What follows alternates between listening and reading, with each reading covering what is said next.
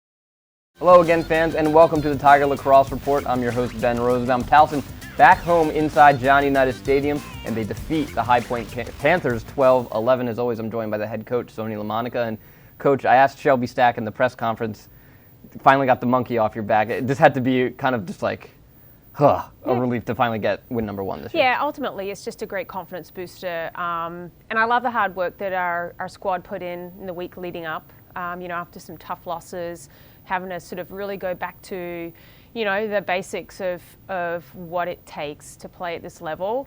And a lot of that work, it doesn't happen on game day. It happens on, your everyday practices.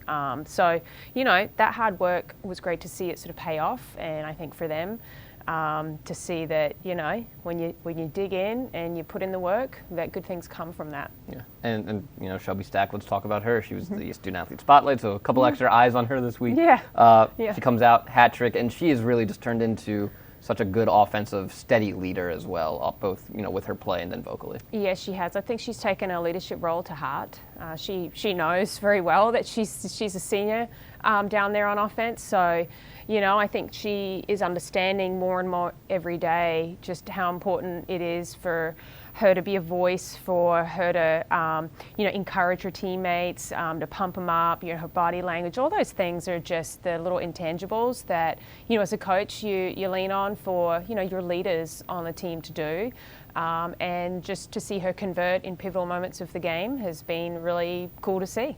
And then another hat trick scored by Blair Perea. And you and I have talked about in the past over the last couple of years that something I've always been impressed with you and your staff is you find these freshmen who make an immediate impact, whether it was Sammy Chenoweth and Olivia Conti when Nadia Poto graduates, and then Natalie Samonte playing a lot of minutes. You go back to Montalbano and Gillingham and all them. And Blair Perea, she has a lot of Caitlin Montalbano in her. She can score any way from any place on the field, and she's doing it consistently now. Yeah, she really is. Again, I love her, just the way she grinds. She really puts her body on the line, whether it be, in transition on D, riding, on the draws. She's been just probably one of the most impactful parts of the game is on that draw circle.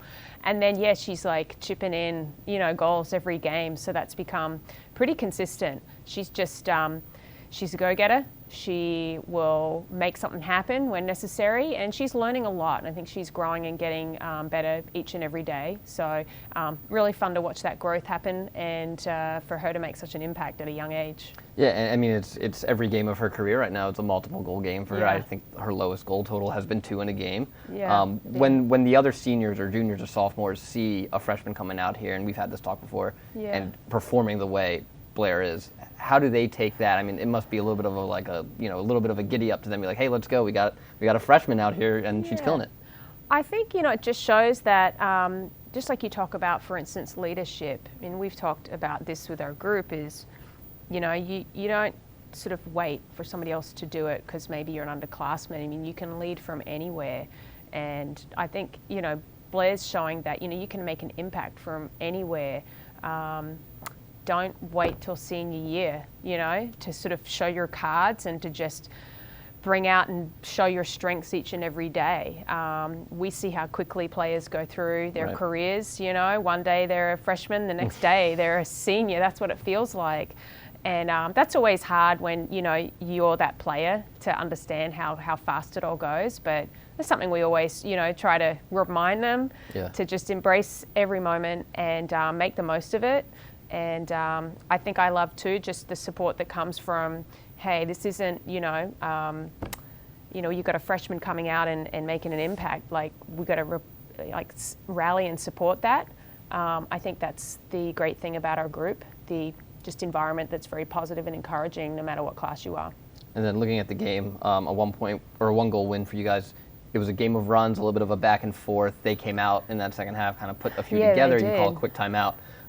They reset, the Towson did, and how did you feel about the way they responded and then kind of carried it towards the end of the game? Yeah, I mean, you know, Ben, that lacrosse is a game of runs. I think anyone who knows the game knows it's a game of runs, and that showed as well. We had a great 6-goal run. We're having some success on the draws again, and we're having success on D. I think, you know, we were giving High Point some fits there, and I think the biggest takeaway from that game is, you know, what is it, where that turning point beyond those 6 goals where we lost the momentum. You know, we've got to just do a better job of staying true to the game plan and not trying to play outside of ourselves, you know, because we have a run, because it can very quickly change. So you got to continue to do your job. You got to continue to, you know, just play good 1v1 body defense instead of trying to make a big play, or, you know, offensively or even in the clear, just make the easy pass, not sort of the difficult Hail Mary.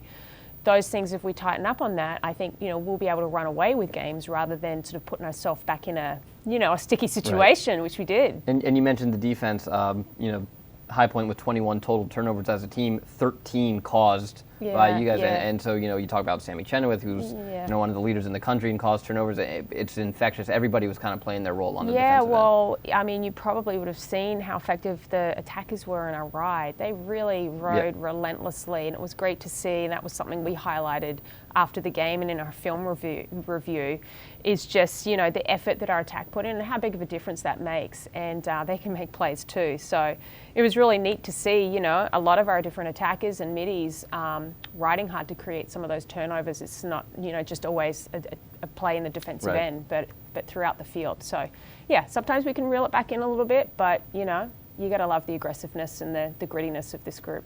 All right, that'll do it for us today on the Tiger Lacrosse Report. Join us next time when we preview the Tigers game against the Stony Brook Seawolves.